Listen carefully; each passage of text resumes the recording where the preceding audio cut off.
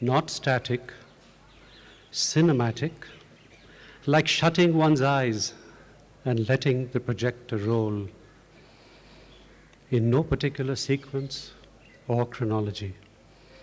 I learned to write with my eyes tightly shut. I have had to fight all my life to be the person I am by literally throwing my body into the fray each time. Body pele debo is my war cry. Please understand, this fight, this war is not only about human rights. It is about the right to be human and to be recognized as one. Mahasweta Devi is one of our foremost literary personalities, a prolific and best-selling author in Bengali of short fiction and novels, a deeply political social activist who has been working with and for tribals and marginalized communities like the landless laborers of Eastern India for years, and a socio-political commentator whose articles have appeared regularly in the Economic and Political Weekly, Frontier, and other journals. Mahasweta Devi has made important contributions to literary and cultural studies in the country. Her empirical research into oral history as it lives in the cultures and memories of tribal communities was a first of its kind. Her powerful, haunting tales of exploitation and struggle have been seen as rich sites of feminist discourse by leading scholars. Her innovative use of language has expanded the conventional borders of Bengali literary expression. Standing as she does at the intersection of vital contemporary questions of politics, gender, and class, she is a significant figure in the field of socially committed literature. I will end this brief introduction of Mahasweta Devi before she does what she does best, which is introduce herself, with a small quote from her. I dream of an India where the mind is without fear and the head is held high, where knowledge is free, where the world has not been broken into fragments by narrow domestic walls, where words come out of the depth of truth, where tireless striving stretches its arm towards perfection, where the stream of reason has lost its way into the dreary sand of dead habit. I dream of an India to which the word backward does not and cannot ever apply. I wish to be third world no more, but the first, the only world. I wish for children to be educated. I wish for women to step into the light. I wish for justice for the common man, survival for the farmer, homes for the poor, and hope for all. I wish for death to cease, for poverty to vanish, for hunger to become a bad word that no one utters. I wish for the environment to be protected, to be loved and restored. I wish the land to be healed, the waters to be pure again. For the tiger to survive, I wish for self-reliance, for self-respect, for independence from the shackles of superstition. I wish for equal medical aid for all, for light and water, and a roof above every head. I wish for more and more books to be written, to be published in every language there is in the country. Let the words pour out, let the stories be told, let the people read, let them learn to read, to trace their fingers over each alphabet until they can spell their names, their addresses, until they can write for themselves. I know, I can, I will. Let us fight ignorance with knowledge. Let us battle hatred with logic. Let us slay evil with the sword of the pen. I wish for no more satis, no more dowry debts, no more honor killings, no more flesh being bought and sold. Let no more parents sell their children to survive. Let no more mothers drown their daughters in the dead of night. Let the downtrodden awake. Let the ignored and marginalized, the forgotten faces and the muffled arise to claim their own. Let the pattern make room. Let these new threads find place. Let new colors set afire the tapestry. Set ablaze the future. Into that heaven of freedom, let my India awaken again and again. It is a big dream, I know, but not an impossible one. This morning, She looked at me over breakfast, insulin injections, and said, "I hope I don't let them down," meaning the literary festival people. That's your Mahasweta Devi. Welcome. Oh, to live again. Was yesterday not full of 1,000 possibilities? That was the life. What has changed since then? You feel weak, insipid, a dreadful, debilitating listlessness worse than malaria. Malaria fever is far, far worse. You are alone. Oh, to live again. Words from my note where a writer in anguish, perhaps. At my age, the desire to live again is a mischievous one, having arrived at a netting distance from trapping my 90th year, like catching butterflies with nets of wonder, as the song goes. I must confess this is wishful thinking. Besides, look at all the damage I have already done by being around longer than was expected. At 88, or is it 7, I move forward, often stepping back into the shadows. Sometimes I am bold enough to step back into the sunlight.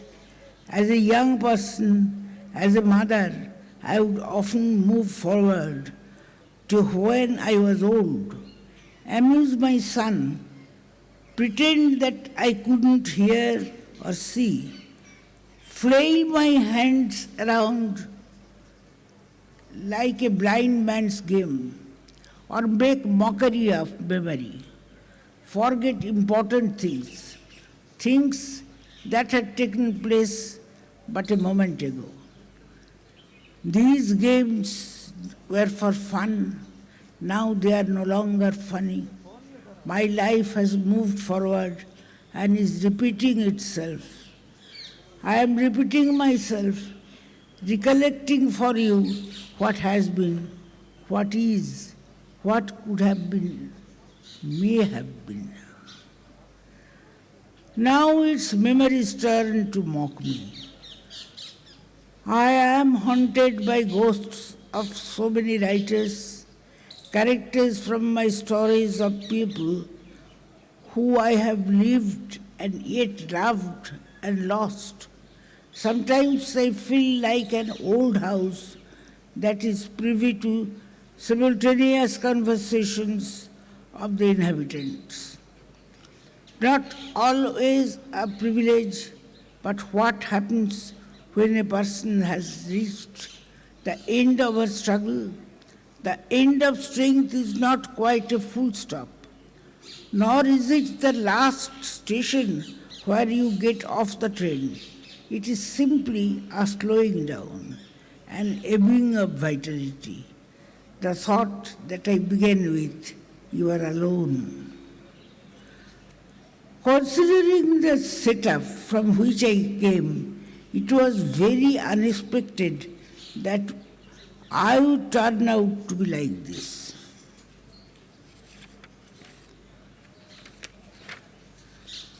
I was the eldest in the house. At that time, I know not if you have had the same experience. Every woman's first sex experience came from the family. And from a young age, I had a strong physical attractiveness, as I have been told. And this also I knew, I felt it. At that time, we were very influenced by Tagore, was in Shantiniketan, falling in love. Whatever I did, with great gusto. What kind of experience I have had? A lot. From 13 to 18, I was deeply in love with one of my remote cousins. There was suicidal tendency in his family, and he also committed suicide. Everyone started blaming me, saying that because he had loved me and hadn't got me, he had killed himself, which was not true. By that time, I was in close contact with the Communist Party and felt that it was such a waste at that young age. I felt, why did he do this? I was crushed. The whole family accused me.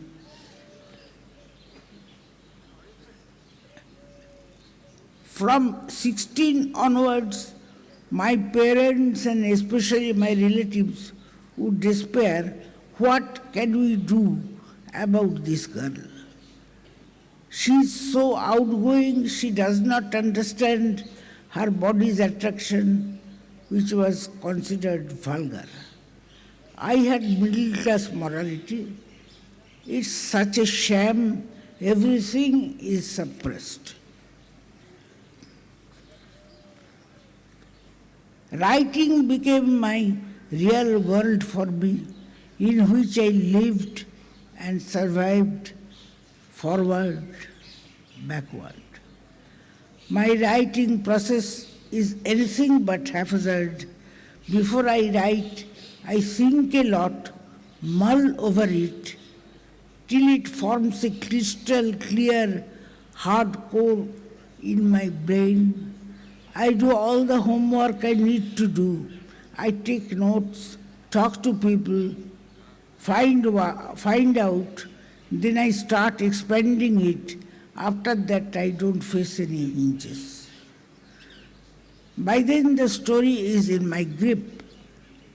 When I write, all my reading, memories, direct experience, acquired information come into it. Wherever I go, I jot down things. The mind remains alive and I forget things too. I am actually very happy with life. I don't owe anything to anyone. I don't abide by any rules and down by the society. I do what I want to do. Wherever I want to, write down whatever I like, roam around. The air I breathe is filled with words. For example, Parnanar, made of polash leaves. This refers to a strange ritual. Say a man has died in a train disaster. His body couldn't be brought home. His relatives, then using straw or other materials. The area I speak of is full of the flame of the forest tree, the polash. So they use the leaves to make a man.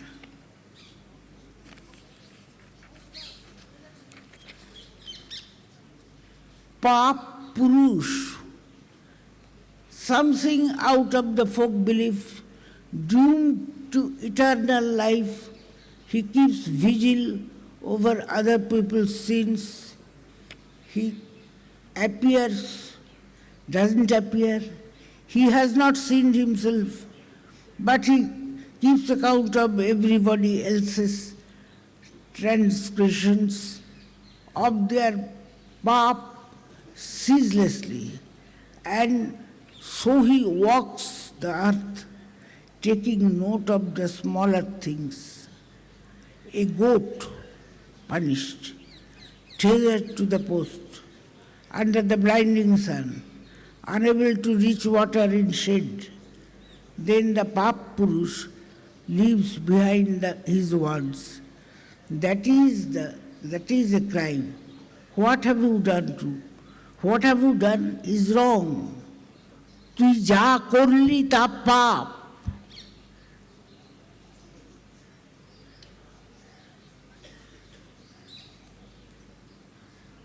some unforgettable sin.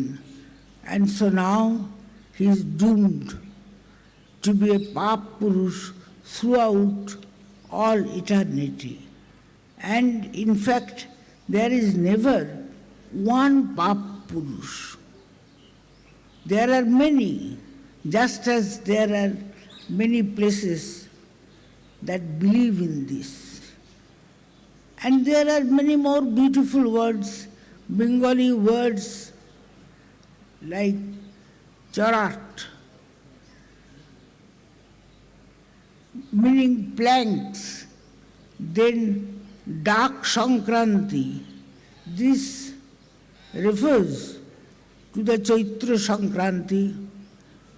Dak mane ডেকে ডেকে যাই, calls and calls. Those selves who are extremely conscientious, vigilant, and they can hear this call on the old year, of the old year as it leaves.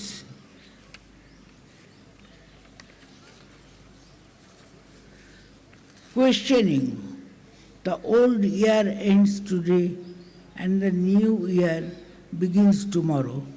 What have you not done? What have you still left to do? Finish it. Finish it now.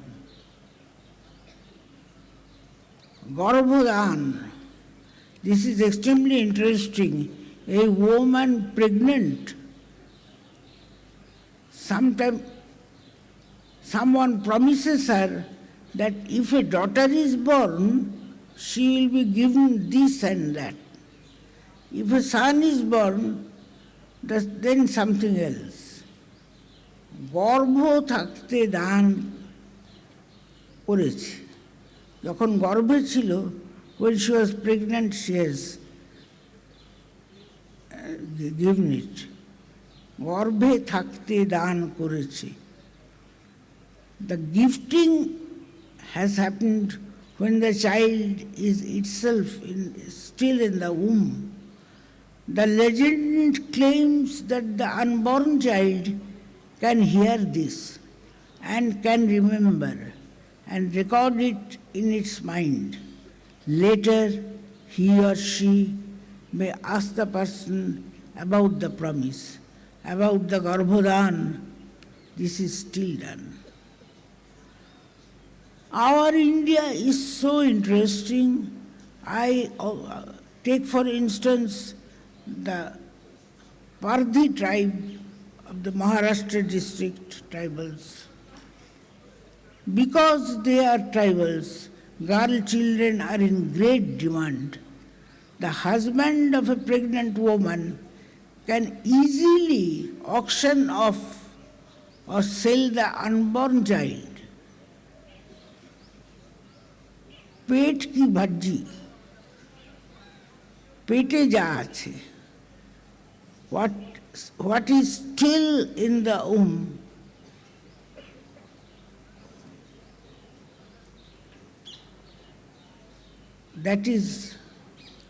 that's her property, and that can be gifted or something. Hell has many names. নরকের অনেকগুলো নাম আছে. One name which I like in particular is Oshipatra burn. There are so many kinds of hell. Oshi means sword. Patra is a kind of plant with sword-like leaves, and the entire forest is of such plants.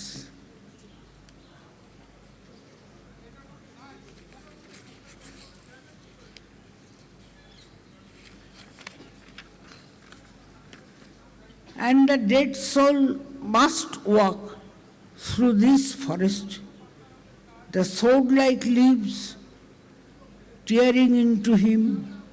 You are in hell after all. because of you sins, because of your sins. And so your soul must now suffer this agony. Whenever I come across an interesting word, I write it down, all this in a notebook. Koto kotha, so many words, so many sounds. I have just been collecting them whenever I came across the words. Let me end by telling you whether a theme I am going to write on when I have time, leisurely. I have been thinking about this for a long time. The only way to counter globalization, just a plot of land in some central place, keep it covered in grass, let there be a single tree, even a wild one, a wild tree. Let your son's tricycle lie there. Let some poor child come and play. Let a bird come and use the tree. Small things, small dreams. After all, you save your own small dreams, don't you? I claim elsewhere to have always written about the cultures of the downtrodden. How tall or short or true or false is this claim? The more I think and write and think more, the harder it gets to arrive at a definition. I hesitate, I falter, I cling to the belief that for any culture so old and ancient as ours to have survived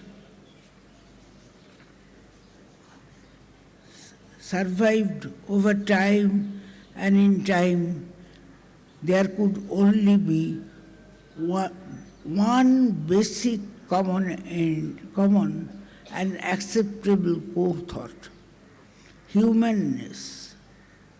No, to accept each other's right to be human with dignity.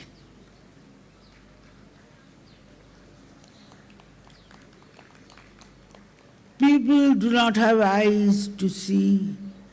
All my life I have been seeing small people with their small dreams. I feel as if they wanted to lock up all the dreams. But somewhere, some dreams have escaped. A jailbreak of dreams. Durga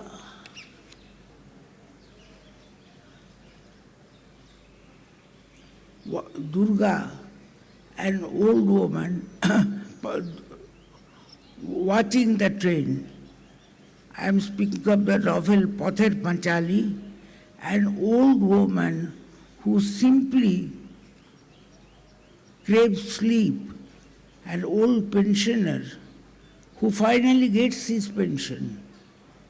The people evicted from the forests, where will they go?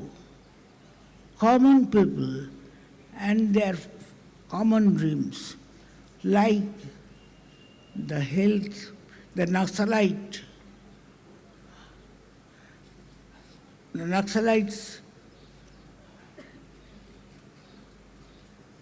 their crime, they dared to dream. Why shouldn't they be allowed to dream?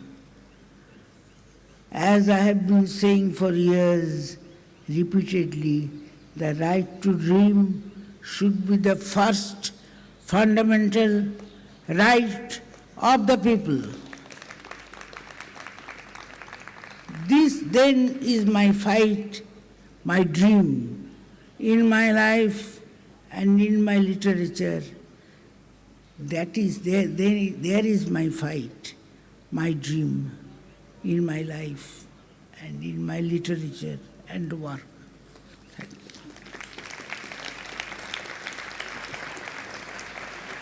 Ladies and gentlemen, the legendary Mahasweta Devi, thank you so much. It's such an honor. Thank you. At this point, really, I'd like to say thanks to quite a few people. Firstly, to our wonderful hosts, Diggy House, and thank you so much for having us back here. I'd really like to thank the press for listening and moving to the side and keeping this area clear, and if you can keep doing that, I'll be so grateful. I'd like to thank Her Excellency Margaret Alva for joining us today, and I think you're going on to another session, so thank you so much. Mr. Gehlot, Chief Minister, thank you so much, and Bina Kak as well. Thanks for joining us, and to all of you for being here. You will probably be back here for the next session, which is the Flight of the Falcon. In the Google Mughal tent is Global Shakespeare. In the Baitak is Bhasha or Brashtachar. And in the Darbar Hall is Screams and Echoes. And in Samvad, Young Adults Workshop. Please refer to your programs. We start here at 11:15 with the Wandering Falcon. Thank you again. I'd just like to make a brief introduction to Amina Saeed, and then she'll take over from there. She's the managing director of the Oxford University Press in Pakistan, and really grew OUP into becoming Pakistan's largest publishing house. She's received the OBE from the Queen for her contributions to promoting Anglo-Pakistani relations, women's rights, and education.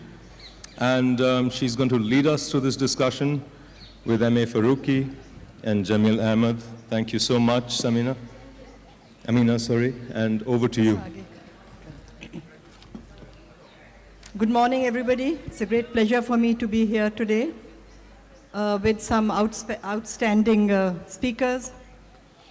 I'm so sorry to inform you that Mohammad Hanif will not be here with us today, but we do have two outstanding speakers, Mr. Jamil Ahmed, the author of The Wandering Falcon, a book that was shortlisted for the Man Asia Literary Prize in 2011.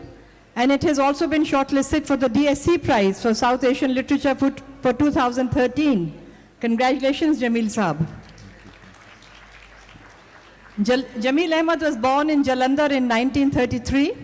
As a member of the Civil Service of Pakistan, he served mainly in the Frontier Province and Balochistan.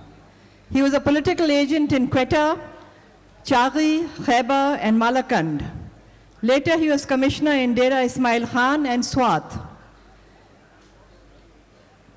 He was also chairman of the Tribal Development Corporation and was posted as minister in Pakistan's embassy in Kabul at a critical time before and during the Soviet invasion of Afghanistan in 1979.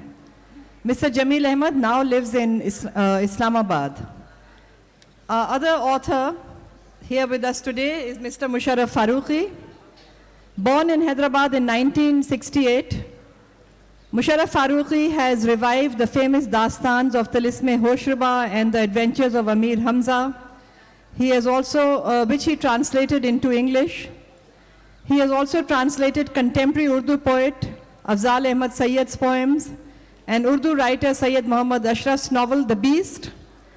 And he has written children's fiction, The Amazing Mustaches of Moochander, The Iron Man, Why Ants Don't Wear Shoes. His two novels, the first one was A Story of a Widow, and The Story of a Widow was shortlisted for the DSC Prize for South Asian Literature in 2009. His second novel, Between Clay and Dust, has been shortlisted for the Man Asia Prize in 2012 and has been published by Aleph Book Company. I think I'll begin with a few questions for Mr. Jamil Ahmed. Jamil Ahmed Saab, why did it take you 30 years to have your book published?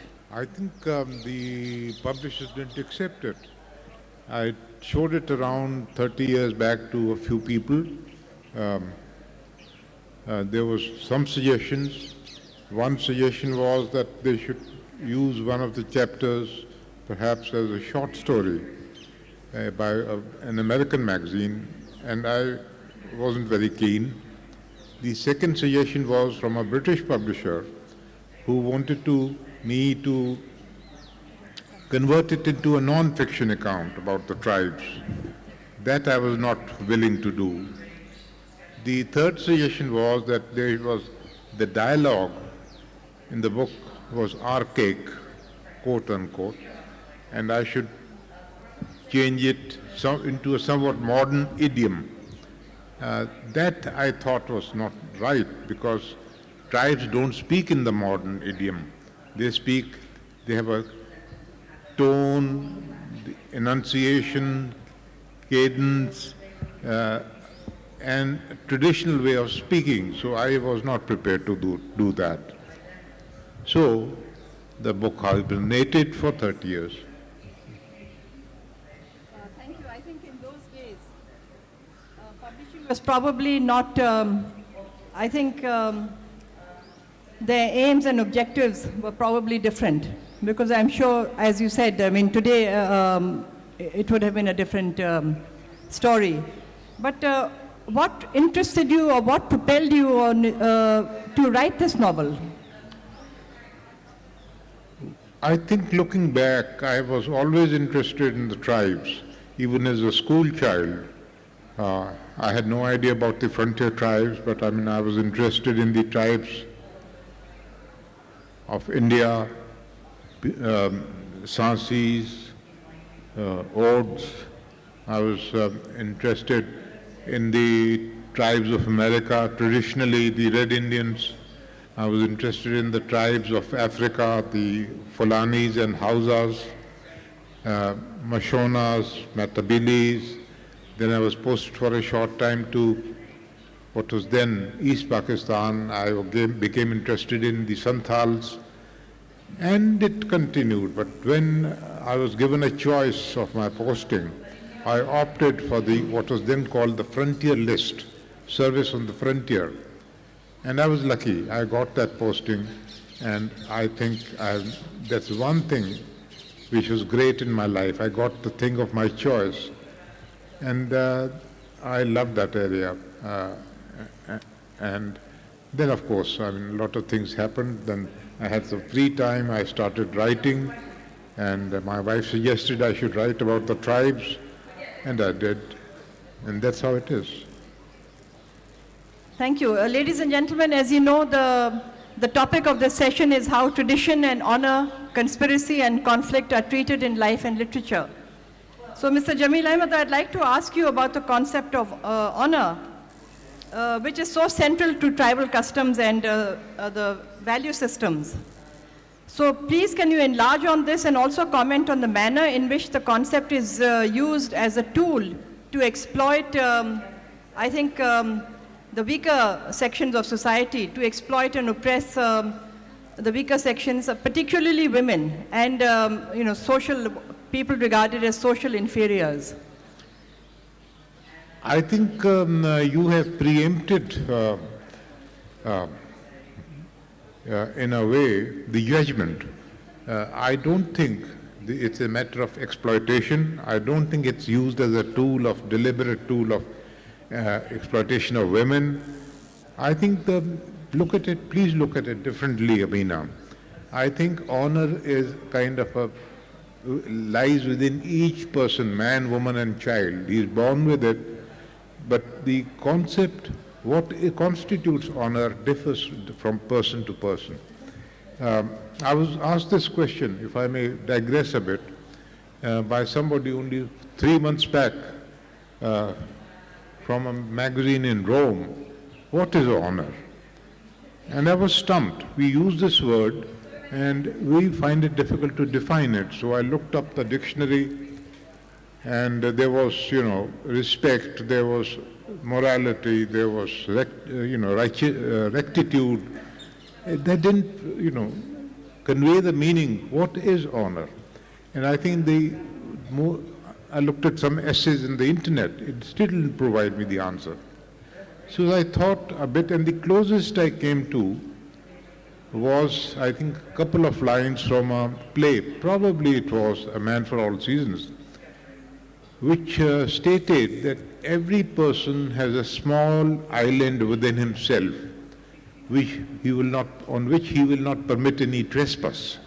Now that island, that small island, is the one which matters. He can risk his life, he can risk his property, he can risk his lives of his dear ones, he can risk everything to protect that small island.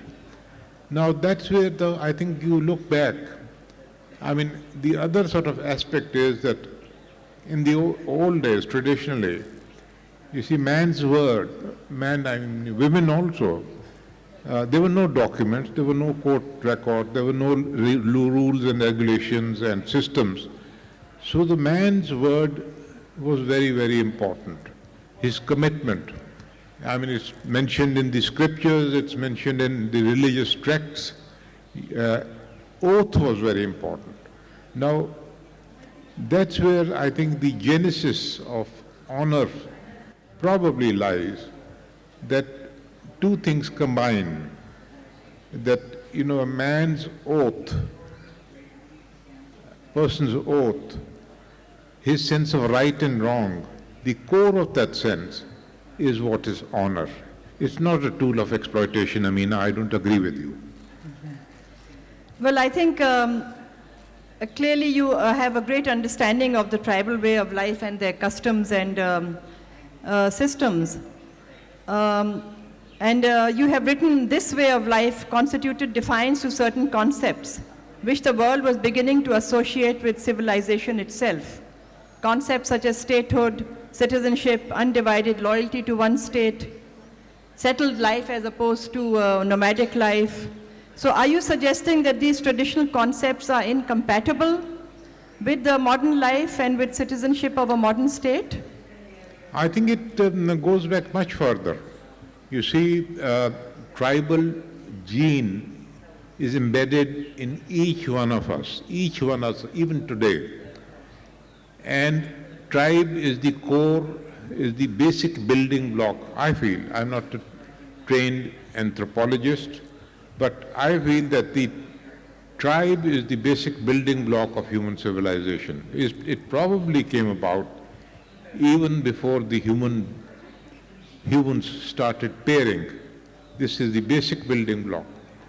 Now, you look back also, and you find that every other form of collectivity, feudal system, nation states, consumer capitalist society, I mean all along, you could, lots and lots. There has been an adversary relationship between the tribe and every other form of collectivity. I mean, the oldest I can think of probably is Caesar's campaign in Gaul. I mean, that's a written account. And even 2,000 years ago, tribes have struggled because every system is jealous, envious, feels threatened by the tribe. And even today, you see it the same feeling of a little bit of anger with the tribe for no reason. Tribes have been on the defensive all along. But then they have struggled for a long time, and I think that if you can provide protection to birds and plants and animals, please protect the tribe. They need to be protected. So, in that case, Jamil Saab, I mean, are you in a way supporting tribal values and attitudes towards such concepts as honor? I mean, you do approve of them I do. I think that of all the forms of collectivity, I think every collectivity has a little tyranny inbuilt into it. Even if it's a husband and wife, there is a bit of tyranny in. And tribe as a system has the least amount of tyranny imposed upon its members. I think favor the tribes. that's why I think the women in your book, The Wandering Falcon, are far from being shrinking violets. I think they're very strong-willed and very assertive. And yet the stereotype is that women living in such societies are meek and docile. So what is the source of strength of women in your mind? I think the first story, I don't know how many of you have read the book, but the first story actually is, of course it is true that, the woman suffers, so does the man. But I think the basic point is that an oath was taken, whether it is marriage oath, and unfortunately,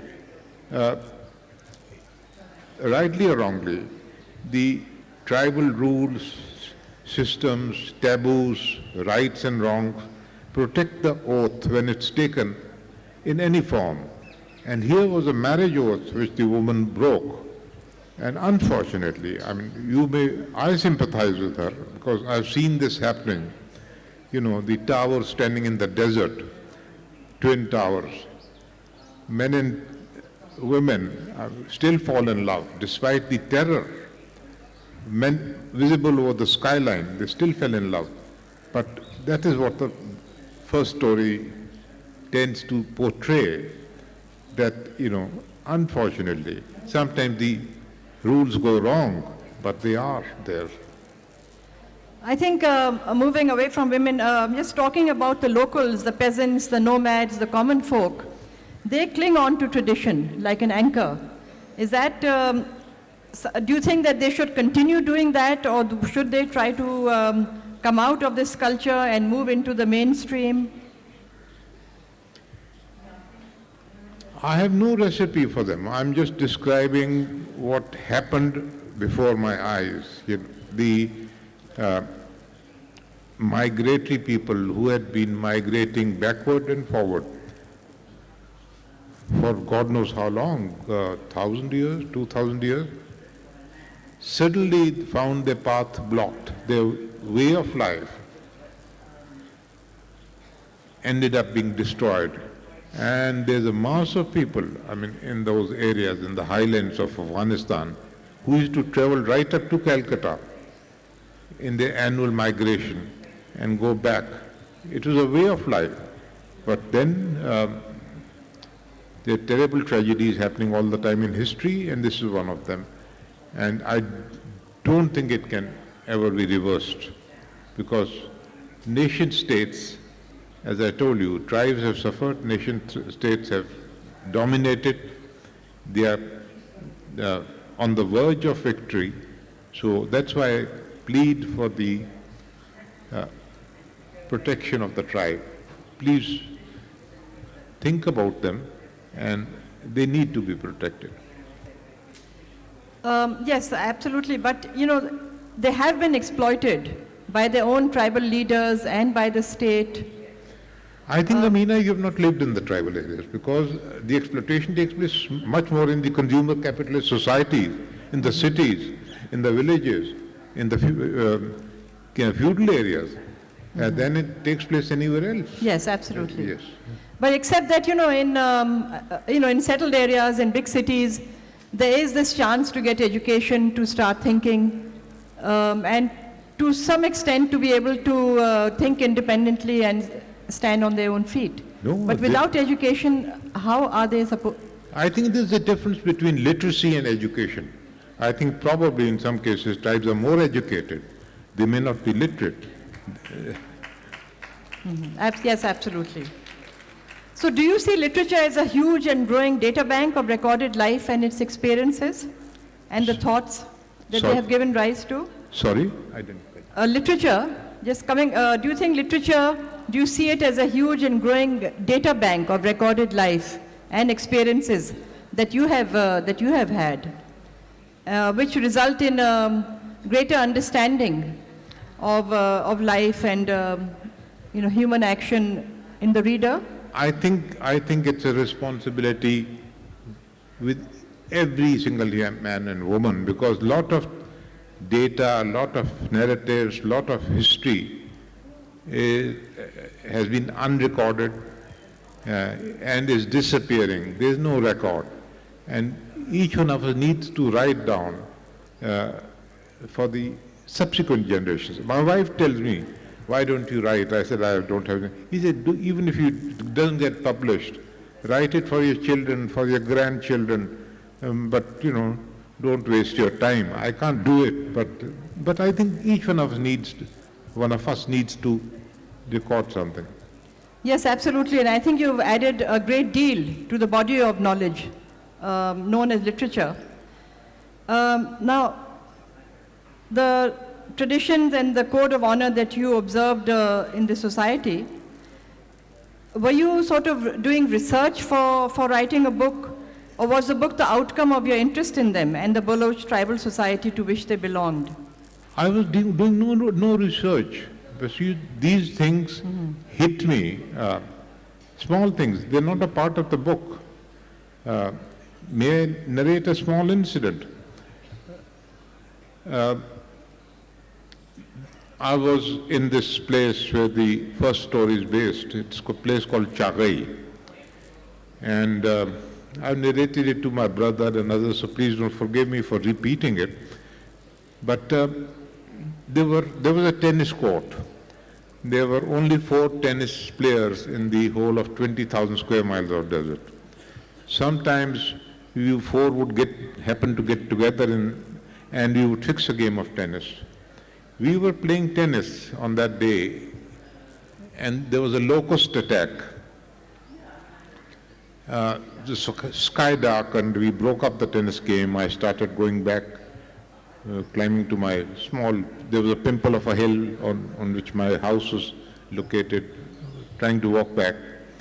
And I found some 10-year-olds, 12-year-olds, young boys running about in a patch of green, which was called the political agent's garden.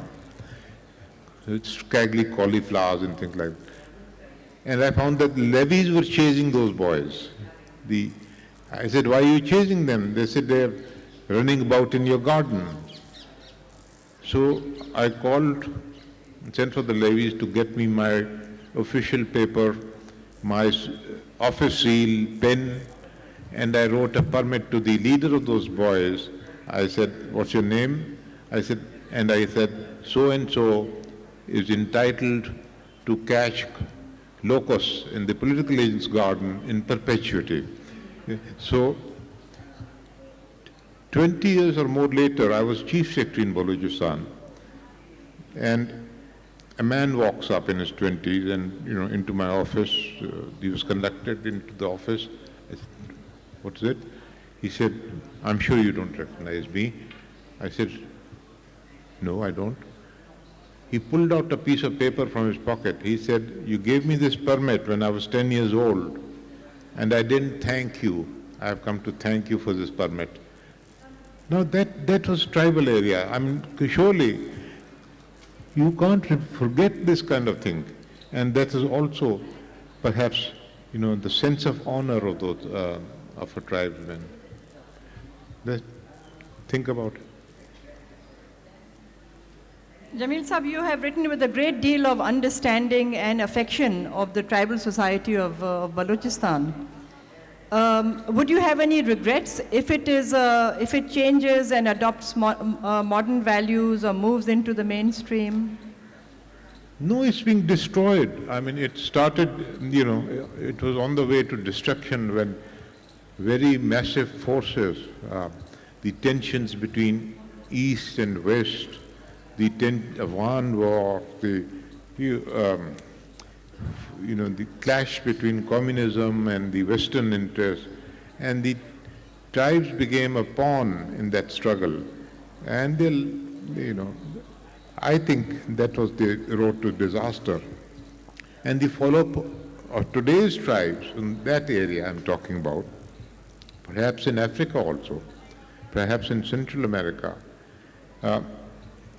have, I think, are in grave danger of destruction.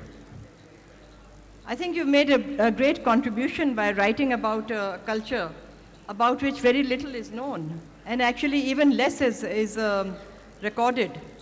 So do you think that truth and integrity and sort of faithfulness to one's oath, are they more part of the tribal culture than modern society in the subcontinent?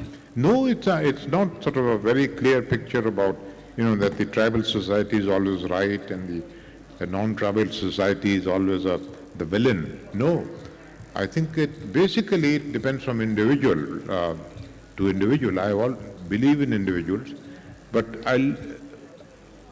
even in tribal society, you see, there is treachery, there is betrayal, there is, things happen. But the tribal society has, in a way, it doesn't cause major trauma. It handles those things well enough, and it doesn't get handled as well in the other forms of society. I mean, do our systems, are they more effective than the tribal systems? Not today's tribal systems, because today tribal systems are under great pressure, but 50 years back, they were handling this well enough.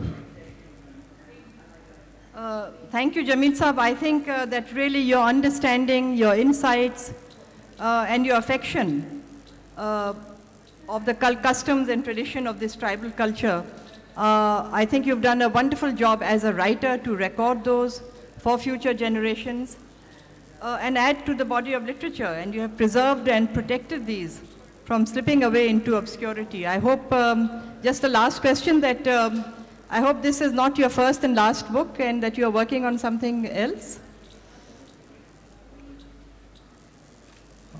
I don't have the energy, no. Probably. I might sort of, if I get out of this, I had a fall and I damaged my muscles. But let me, get over this and then we'll see. Well, I think we'll all look forward to another book from you, Jamil Saab, and I hope you recover quickly from your knee injury. Thank you. I'll just move on to... Thank you.